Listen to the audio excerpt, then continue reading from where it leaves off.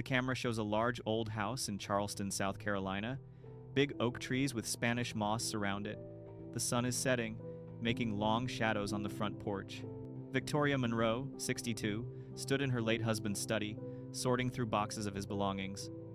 It had been 2 years since James Monroe died of a sudden stroke, leaving her a widow at 60. Their marriage had been solid, comfortable, 38 years of partnership, 2 children, a good life built on old Southern money and careful investments. The house felt too big now. Empty. Her stepfather, Harrison Webb, 71, had moved in 6 months ago after his own wife passed away. Victoria's mother had died when she was young, and Harrison had married into the family when Victoria was 12. He'd been more of a father to her than her biological one ever was. "Victoria?" Harrison's voice called from downstairs. "There's someone at the door asking for me." Victoria set down the photo album she'd been looking through James at their daughter's wedding, smiling that warm smile she missed every day, and headed downstairs. A man stood on the front porch, mid-40s, well-dressed in dark jeans and a button-down shirt, with an expensive leather messenger bag slung over his shoulder. He had Harrison's eyes. The same pale blue, the same sharp intelligence. "Can I help you?" Victoria asked, opening the screen door. The man smiled, but it didn't reach those familiar eyes. "I'm looking for Harrison Webb. I was told he lives here now." "He does. May I ask who you are?" "My name is Marcus Webb." He extended his hand. "I'm Harrison's son." Victoria's blood went cold. Harrison had never mentioned having a son. Harrison came to the door, wiping his hands on a dish towel. When he saw Marcus, he went pale. The dish towel slipped from his fingers. "Marcus," Harrison whispered. "What are you doing here?" "Hello, Father. It's been a long time."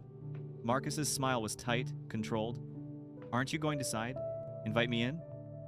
Harrison looked at Victoria, his expression a mixture of shock, fear, and something else she couldn't identify. "Shame, maybe." "Victoria, this is Marcus. My son from my first marriage." "Marcus, this is my stepdaughter, Victoria Monroe." "Pleasure to meet you," Marcus said smoothly. "I had no idea Father had remarried after my mother died, or that he had a stepdaughter. He never mentioned you in his letters." "Letters?" Victoria looked at Harrison. "You've been in contact?" "Sporadically," Marcus said before Harrison could answer. "Very sporadically. The last letter I received was..." "What, Father? 5 years ago?" After that, silence. "I had to hire a private investigator to find you." Harrison's face was still pale. "How did you find me?" "Property records. You sold the house in Virginia and bought nothing in your name, so I checked family connections, found Victoria's address. Here I am." "What do you want, Marcus?" "Want?" Marcus's eyebrows rose. "I want to reconnect with my father. I want to understand why you disappeared from my life. I want to know why you changed your will and removed me as beneficiary." His voice remained pleasant, but there was steel underneath. "Is that so unreasonable?" Victoria watched the exchange, her mind racing. Harrison had a son he'd never mentioned in all the years she'd known him, a son who was clearly angry, despite the polite facade. "Perhaps we should talk inside," Harrison said finally, his voice resigned. "Victoria, would you mind giving us some privacy?" "Actually," Marcus said, still smiling, "I think Victoria should stay. After all, this concerns her too." "Doesn't it, Father?" They sat in the formal living room, Victoria and Harrison on one sofa, Marcus in the wingback chair across from them. The afternoon light streamed through the tall windows, making the moment feel surreal. "I don't understand," Victoria said. "Harrison, you never mentioned having a son." Harrison rubbed his face, suddenly looking much older than his 71 years. "It's complicated." "Then uncomplicated," Marcus said. His pleasant tone had an edge now. "Tell Victoria about your first wife. Tell her about me.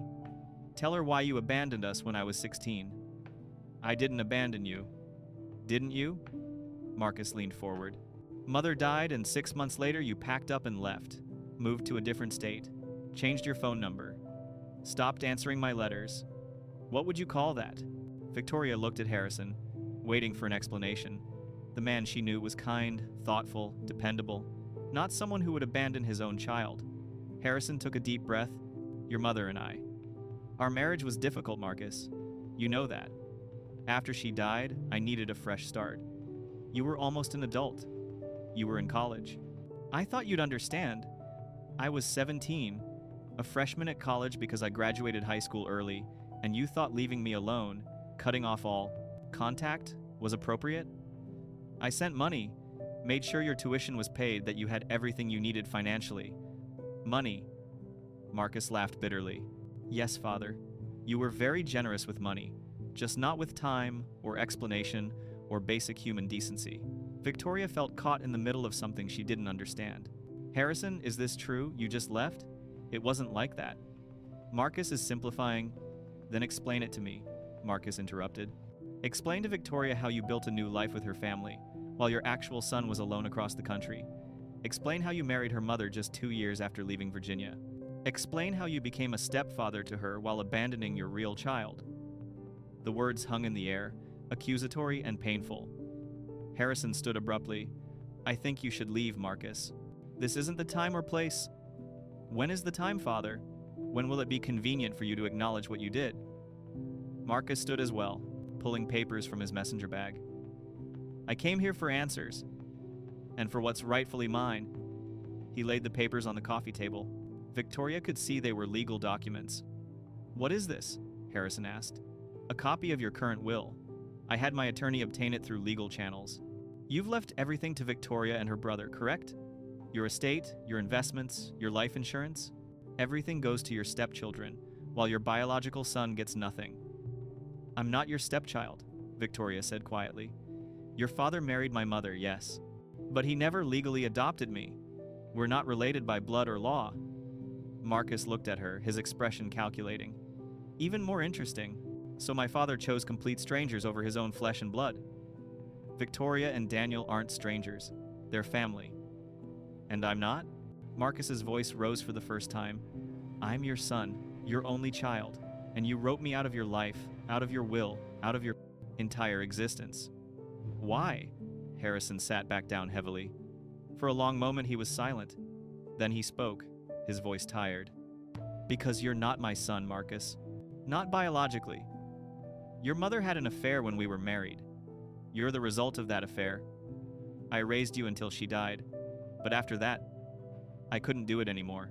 I couldn't look at you every day and see the man who destroyed my marriage. The room went completely silent.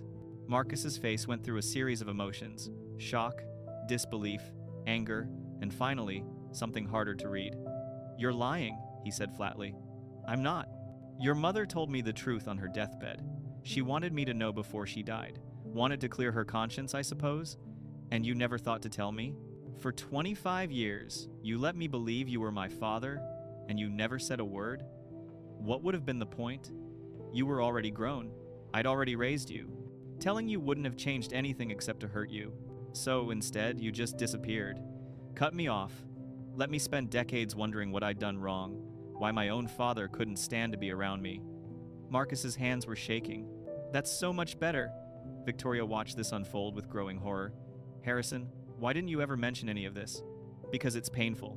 Because I'm ashamed of how I handled it. Because I thought it was in the past. Harrison looked at Marcus. I'm sorry. I know that's inadequate, but I am sorry for how I left. You didn't deserve that, regardless of the circumstances. Marcus stared at him for a long moment. Then he gathered his papers and put them back in his bag. You know what's interesting, Father? Or should I stop calling you that? You can call me whatever you want. What's interesting, Marcus continued as if Harrison hadn't spoken, is that I had my DNA tested last year. Ancestry curiosity, you know? And I did find my biological father, a man named Richard Thorne.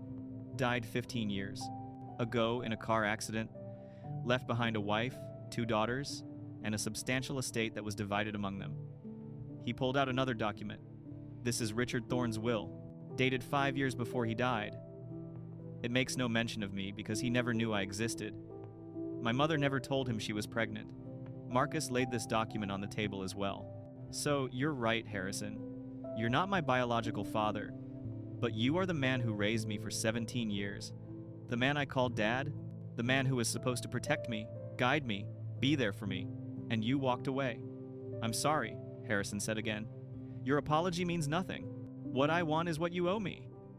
I was your son for 17 years. I deserve something for that. A share of your estate, compensation for the emotional damage you caused, recognition that I existed. This sounds like extortion, Victoria said quietly. Marcus turned to her. "No, Mrs. Monroe. This is justice. Your stepfather wronged me. I'm simply seeking to make it right. By demanding money, by demanding acknowledgement, and yes, financial compensation. He raised me as his son. He let me believe he was my father. Then he abandoned me without explanation. That caused real psychological damage. I've been in therapy for years trying to understand what I did wrong, why he left. Do you know what that does to a person?" Victoria could see the pain underneath the anger, but she could also see the calculation. Marcus wasn't just hurt, he was here for a reason. "What exactly do you want?" she asked. Marcus smiled that cold smile again. "I want what's fair. Harrison's estate should be divided. Half to you and your brother, as he intended.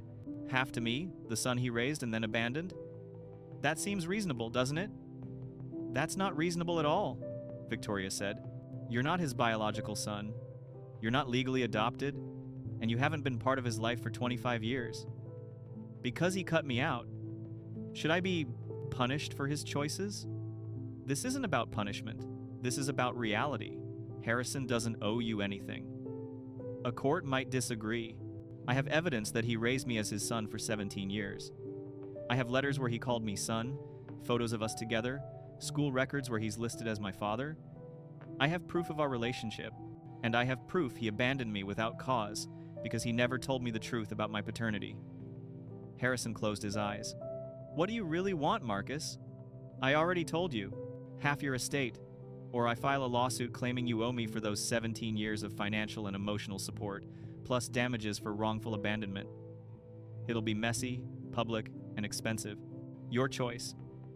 After Marcus left promising to return in 3 days for an answer, Victoria confronted Harrison. "Is everything he said true?" Harrison nodded, looking defeated. "Yes. I should have told you years ago. Should have told your mother. But I was ashamed." "Of what? Of being betrayed by your first wife? Of how I handled it? Of leaving Marcus without explanation? Of being a coward?" Harrison sat heavily in his chair. "When Eileen told me Marcus wasn't mine, something broke in me. Every time I looked at him, I saw her betrayal. I saw the man she'd chosen over me. I couldn't bear it. So you just left. I know it was wrong. I've known it for 25 years, but I didn't know how to fix it, and eventually, it felt too late."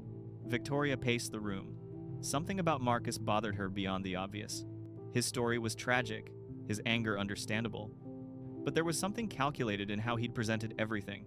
The timing, the documents, the lawsuit threat. "Harrison, I want to hire a private investigator." "Why?" "Because I want to know if Marcus is telling the truth. All of it. Not just about being your son. About his life, his background, his real intentions." "You think he's lying?" "I think he's being strategic. That whole performance felt rehearsed. I want to know what we're really dealing with." Harrison considered this. "All right, but be discreet. I don't want this turning into more of a disaster than it already is." Victoria hired Ellen Reyes, a private investigator recommended by her attorney. Ellen was in her 50s, former FBI, with a reputation for thoroughness. They met at a coffee shop across town. "So, what am I looking for?" Ellen asked, taking notes. "Everything. I want to know if Marcus Webb's story checks out, if he really was raised by Harrison, if his mother really had an affair, if Richard Thorne really was his biological father. I want to know what he's been doing for the past 25 years, who he is, what he does for a living, whether he needs money. You think he's running a con?" "I think he showed up very conveniently with very specific documents, making very specific demands. Maybe he's just an angry son seeking justice, or maybe he's something else." Ellen smiled. "I like thorough clients. Give me a week." But Ellen called back in 3 days. "We need to meet. Now. You're not going to believe what I found." Ellen spread files across the table in Victoria's study. Harrison was out. Victoria had made sure of it. "Marcus Webb exists," Ellen began. "He's 46 years old, lives in Richmond, Virginia, works as a financial consultant. He has a clean criminal record, pays his taxes, seems like a normal guy. But his story doesn't quite add up. I found records of Harrison and Eileen Webb living in Virginia. They did have a son named Marcus, born in 1978. Eileen died in 1995 of cancer. Harrison left Virginia in 1996. All of that checks out. So what doesn't? The timeline. Marcus claimed Harrison abandoned him when he was 17, a freshman in college. But I found Marcus's college records. He didn't enroll until he was 19, 2 years after Harrison left. I found his high school records. He graduated at 18, normal age, nothing early about it. Victoria leaned forward. So he lied about graduating early. Yes, small lie, maybe meaningless. Or maybe he's testing how closely you're checking his story. But here's the bigger issue. I found financial records. Harrison didn't just send tuition money. He set up a trust fund for Marcus when he left Virginia, $250,000, to be released when Marcus turned 25. Harrison never mentioned that. Maybe he forgot. Maybe he doesn't think it matters. But Marcus got that money. He used it to start his consulting business. He's done well for himself, owns his home, has retirement savings, isn't in debt, so he doesn't need Harrison's money. Exactly. Which makes me wonder why he's here making demands. Ellen pulled out another file. But here's where it gets really interesting. I looked into Richard Thorne, the alleged biological father, and Richard Thorne did die 15 years ago, but I found his will, and it's different from the one Marcus showed you. In the real will, Thorne left everything to his wife and 2 daughters, no mention of any other children. But here's the thing. Thorne's will was contested. Victoria felt her stomach drop. By who? By a woman named Sarah Thorne. She claimed to be Richard's daughter from an affair. She provided DNA evidence, demanded a share of the estate. The family fought it. Eventually, they settled out of court. Sarah got $500,000 to go away. Sarah Thorne, not Marcus Webb. Correct. But I dug deeper. Sarah Thorne's maiden name was Sarah Webb, and Sarah Webb had a brother named Marcus. The pieces clicked into place. He's done this before. Looks like it. 20 years ago, Sarah and Marcus ran a con on the Thorne family. Sarah claimed to be Richard's daughter, used DNA evidence, probably real, if Eileen really did have an affair with Thorne. They got $500,000. Now Marcus is trying the same thing with Harrison. But Harrison really did raise him. That part is true, yes, which makes this more complicated. Marcus isn't entirely lying. Harrison was his father figure for 17 years, but Marcus has turned that into a business. He's done research on Harrison's finances, knows exactly how much the estate is worth, and he's making demands based on careful calculation, not emotion. Victoria felt sick. What do I do? Confront him. Show him you know about the Thorne con. See how he reacts. He might back down. Or, Ellen hesitated. Or what? Or he might escalate. People who run cons don't like being caught. Sometimes they get dangerous. 3 days later, Marcus returned as promised. He arrived at exactly 2 p.m., punctual and professional. Victoria met him on the porch. Harrison was inside, but she'd asked him to let her handle this first. Mrs. Monroe, Marcus greeted her with that same calculated smile. I hope you've had time to discuss my proposal with Harrison. We have? Come inside. She led him to the study. Ellen's files were left hidden in a drawer, but Victoria had memorized everything she needed. Marcus sat in the same wingback chair, settling in comfortably. So, have you decided to do the right thing, or are we going to court? Before we discuss that, I have some questions. Of course, you said you graduated high school early and started college at 17. That's correct. Funny. I checked with your high school. You graduated at 18, normal age, started college at 19. Marcus's expression didn't change, but something flickered in his eyes. You checked up on me? Of course I did. You show up out of nowhere making demands for a significant amount of money. I'd be foolish not to investigate. Fair enough. I may have misremembered the details. It was a long time ago. You also said Harrison abandoned you without financial support, but I found records of a trust fund. $250,000 when you turned 25. That's hardly abandonment. Now Marcus's smile faded. That money was inadequate. Compensation for 17 years of emotional damage. Perhaps. But it wasn't nothing. You used it to start your business, which has been quite successful. You're not hurting for money, Marcus. So why are you really here? Marcus stood. I think I know where this is going. You've done your homework, found some details that don't match. That doesn't change the fundamental facts. Harrison raised me as his son, and then abandoned me. I deserve compensation. Like you deserved compensation from the Thorne family? The room went very quiet. Marcus stared at her. I don't know what you're talking about. Sarah Thorne. Your sister.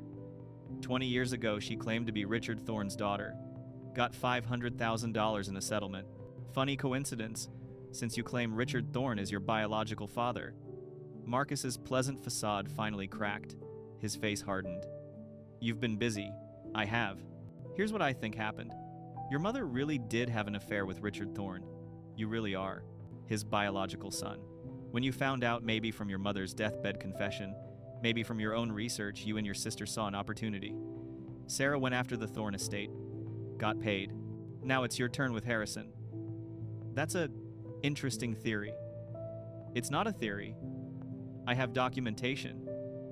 Photos of you and Sarah together at the Thorne settlement hearing. Financial records showing Sarah transferred $100,000 to you right after she got paid. You've done this before, Marcus. You're running a con. Marcus's expression went cold. Even if everything you said is true, which I'm not admitting, it doesn't change the facts. Harrison Webb raised me for 17 years. He led me to believe he was my father. Then he abandoned me. That's emotional damage. That's worth compensation. Not when you're here under false pretenses. Not when you're threatening lawsuits you know won't hold up in court. Won't they? Marcus smiled, but it was nothing like his earlier pleasant expression. This smile was sharp, dangerous. I have letters from Harrison calling me son. I have photos of us together. I have 17 years of documentation. Even if I'm not his biological son, he raised me. Courts have awarded palimony to non-married partners. They've awarded damages for broken promises. I think I have a decent case. Maybe. But it'll be public. Every detail will come out, including the Thorne con, including your sister's involvement, including the fact that you've been systematically targeting your biological father's estate and your stepfather's estate. How do you think that will play? Marcus's jaw tightened. You're bluffing. Try me. They stared at each other for a long moment. Finally, Marcus grabbed his messenger bag. This isn't over. Yes, it is. Leave Harrison alone. Leave our family alone. If you come back, if you file a lawsuit, I'll make sure every detail of your con with the Thorne family becomes public record. I'll make sure no court in this state gives you a dime. Marcus headed for the door, then turned back. You know what's funny, Mrs. Monroe? I really did love Harrison once. When I was a kid, I thought he hung the moon. Even after I found out he wasn't my real father, I wanted him in my life. If he'd just explained, if he'd just been honest, maybe we could have had a relationship. But instead, you turned him into a mark. No. He turned me into someone who learned that family means nothing. That love is conditional. That the only thing you can count on is money. Marcus's expression was bitter. Harrison taught me that lesson. I'm just applying it. He left, letting the door slam behind him. After Marcus left, Harrison emerged from where he'd been listening in the next room. I'm sorry, he said quietly. I'm sorry you got dragged into this. Sorry for all of it. Victoria turned to him. Did you know about the Thorne settlement? No. I knew Eileen had an affair with Richard Thorne. She told me on her deathbed. But I didn't know about Sarah claiming to be his daughter. Didn't know about any settlement. Did you set up that trust fund for Marcus? Harrison nodded. I felt guilty. I knew I was handling everything wrong, but I didn't know how to fix it. The trust fund seemed like, I don't know, atonement maybe. A way to help him even if I couldn't be in his life. He used it to start a business. Then he used his skills to research and con the Thorne family. Now he's trying to do the same to you. Harrison sat heavily. I created this. If I'd handled things differently 25 years ago, you didn't create this. Marcus made his own choices. Yes, you hurt him. Yes, you handled things badly. But he chose to turn that pain into a weapon. That's on him. Will he really go away? I don't know. But I think I called his bluff. If he files a lawsuit, I'll make sure the Thorne con comes out. That'll destroy any sympathy a judge might have. Harrison looked old and tired. I thought leaving was the right thing.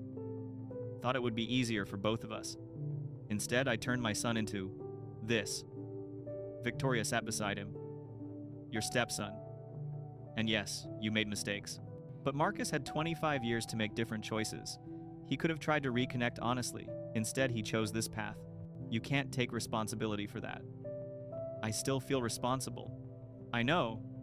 But Harrison, you need to forgive yourself. You can't change the past. You can only move forward. They sat in silence for a while, the weight of decades of choices settling between them.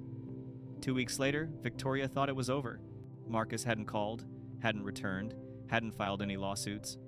Ellen Reyes had continued monitoring, and there was no activity. Then Victoria's brother Daniel called from Seattle. "Vic, I got a weird letter today. From someone named Marcus Webb. You know him?" Victoria's stomach dropped. "What did the letter say?" "It's about Harrison. Claims Harrison is his father. Claims he deserves part of the estate. Says if we don't negotiate, he'll file a lawsuit that will tie up everything for years." "Who is this guy?" "Harrison's stepson." "Long story. Don't respond to the letter. I'll handle it." After hanging up with Daniel, Victoria called Ellen. "He's escalating. Sent letters to my brother. Probably trying to divide us. Make it seem like a bigger fight than it is. Or he's setting up for the lawsuit. Building documentation that he tried to negotiate. I'll keep monitoring." But the next day, things got worse. Victoria arrived home to find her front door slightly ajar. She called the police before entering. Nothing was stolen, but someone had been inside. Her study had been searched, drawers opened, files moved. Whoever it was had been looking for something. The police dusted for prints but found nothing. Professional job. Victoria knew who it was. That night, Marcus called. "Did you enjoy your little break-in?" Victoria asked coldly. "I don't know what you're talking about, but I heard your house was burgled." "That's terrible. You should be more careful about security." "What were you looking for?" "Again, no idea what you mean. But hypothetically, if someone were looking for evidence of Harrison's estate value, his will, his financial records, well, those would be useful things to have in a lawsuit." "You broke into my house." "I've been in Richmond all day. I have witnesses. But maybe you should consider my offer more seriously. These things have a way of getting complicated. Break-ins, lawsuits, public scandals. Wouldn't it be easier to just settle?" "I'm calling the police." "And telling them what? That you think someone broke in but nothing was stolen? That you're accusing me without proof? Good luck with that." He hung up. Victoria sat there, shaking with rage and fear. Marcus was escalating. The polite facade was gone. He was showing her what he was capable of. She called Ellen Reyes. "We need to end this. Now." "What do we have that ghost can stop him?" Ellen was quiet for a moment. "There might be something. When I was researching the Thorne settlement, I found something odd. The DNA evidence Sarah presented it showed she was Richard Thorne's daughter. But I have a contact who worked that case. He said the DNA sample seemed convenient. Appeared exactly when needed, after the family had already started fighting the claim. You think they faked it? I think they might have tampered with it. Richard Thorne was cremated, so there's no way to verify now.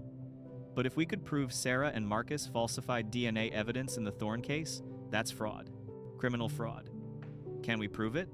Maybe. Give me a few more days." While Ellen investigated, Victoria set up her own trap. She called Marcus.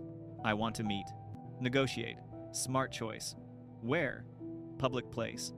The restaurant downtown? Giovanni's. Tomorrow at noon. I'll be there." Victoria arrived early with Ellen Reyes. They had a recorder, small and hidden. He had a backup plan. Marcus arrived exactly on time, looking confident. "So you're ready to be reasonable?" he asked, sitting down. "I'm ready to hear what you really want. I already told you. Half of Harrison's estate. That's about $2.5 million, correct?" Marcus smiled. "You've done your homework." "Yes, approximately." "And if we don't pay? Then I file the lawsuit, and I make sure it's as public and messy as possible. I'll tell every news outlet that Harrison Webb abandoned his teenage son, that he raised a child for 17 years and then disappeared, that he's now giving millions to stepchildren while his real son gets nothing. How do you think that plays? Like a sad story." "Exactly. And sad stories generate sympathy. Sympathy generates public pressure. Public pressure makes settlements happen." Victoria leaned forward. "What if I told you I know the Thorne DNA evidence was faked?" Marcus's expression didn't change, but his hand tightened on his water glass. "That's an interesting accusation." "It's more than an accusation. I have evidence. The lab technician who processed Sarah's DNA sample, he's willing to testify that it was tampered with." This was a bluff. Ellen hadn't found that yet, but Victoria watched Marcus's reaction carefully. "Even if that were true, which it's not, that has nothing to do with my claim against Harrison." "Doesn't it? It shows a pattern of fraud, of manipulating DNA evidence to make false claims on estates. If you did it with the Thorne family, Why wouldn't you do it with Harrison? I haven't submitted any DNA evidence regarding Harrison. Not yet. But you will, won't you? When the lawsuit starts, you'll claim you deserve a share because Harrison raised you. You'll use DNA to prove Richard Thorne was your biological father, therefore Harrison had no legal obligation, therefore his 17 years of support was voluntary. Then you'll claim he owes you for that voluntary support. Am I close? Marcus's smile was thin. You're clever, Mrs. Monroe, but you're also bluffing. You don't have evidence the DNA was faked? If you did, the Thorne family would have used it 20 years ago. They didn't know to look. We do. They stared at each other across the table. Finally, Marcus leaned back. Here's what I think. I think you're desperate. I think you're trying to scare me away because you know I have a legitimate claim. I think you're hoping I'll walk away if you make enough threats. And will you? No, because I've already filed the lawsuit. As of this morning, it's official. Harrison Webb is being sued for emotional damages, breach of parental duty, and wrongful abandonment. The press will have the story by evening. Victoria felt her heart sink. You bastard. I'm a bastard who's about to be $2.5 million richer. Should have taken my settlement offer when you had the chance. He stood, dropped a $50 bill on the table for his untouched water, and left. That evening, as news outlets started picking up the story, local man sues stepfather for abandonment. Ellen called with news. I found it. Proof. Proof of what? The Thorne DNA wasn't faked. It was real. Sarah really is Richard Thorne's daughter, and so is Marcus. They really are Thorne's biological children from the affair. Victoria felt confused. Then how does that help us? Because I kept digging into Marcus's background. Found something interesting. Marcus Webb changed his name. Changed it from what? From Marcus Thorne. Victoria's mind raced. Wait. If his biological father was Richard Thorne, and his mother was Eileen Webb, who was married to Harrison, then Marcus was born during the affair. Eileen got pregnant by Richard Thorne while married to Harrison. Harrison raised Marcus as his son, not knowing the truth. Then Eileen died and told Harrison the truth. We already knew that. Yes. But here's what we didn't know. Marcus changed his name legally from Marcus Thorne to Marcus Webb when he was 21. That was 1,999, 3 years after Harrison left. Why would he do that? Because he wanted to cement his connection to Harrison. He knew Harrison wasn't his biological father, but by taking Harrison's last name legally, he was creating documentation of their relationship. Setting up for this exact scenario, Victoria felt a chill. He's been planning this for over 20 years? Looks like it, and there's more. I found Marcus's therapy records. He gave permission for them to be released in a previous court case, so they're public record. In those sessions, he talked about his plan to make them all pay. Them meaning Harrison, the Thorne family, everyone who he felt abandoned him. This isn't about money. This is revenge. Exactly. The money is just a bonus. What Marcus really wants is to destroy Harrison's reputation, tear apart your family, and make everyone suffer like he suffered. Can we use this in court? Yes. It shows his claims aren't about legitimate, emotional damage. They're about calculated revenge. A judge might throw out the case entirely. Victoria felt relief wash over her, followed quickly by sadness. Marcus wasn't just a con artist. He was a deeply damaged man who'd turned his pain into a mission of destruction. 2 months later, the case went to a preliminary hearing. The judge would decide whether Marcus's lawsuit had enough merit to proceed to trial. Victoria sat with Harrison and their attorney, James Chen. Marcus sat across the aisle with his attorney, looking confident. Marcus's attorney presented first. They painted a picture of a teenage boy abandoned by his father, left alone to navigate college and early adulthood, emotionally damaged by the sudden loss of the only father he'd known. Harrison Webb raised Marcus for 17 years, the attorney argued. He called him son. He acted as his father. Then, when Marcus was at his most vulnerable, having just lost his mother, Harrison disappeared. Changed states, changed his number, cut off contact. The only thing he left was money, as if money could replace a parent's love and guidance. It was effective. Victoria could see the judge's expression soften. Then it was their attorney's turn. James Chen stood, calm and professional. Your Honor, this case is not about a father abandoning his son. It's about a calculated attempt at revenge and financial manipulation by a man who has done this before. He presented Ellen's evidence.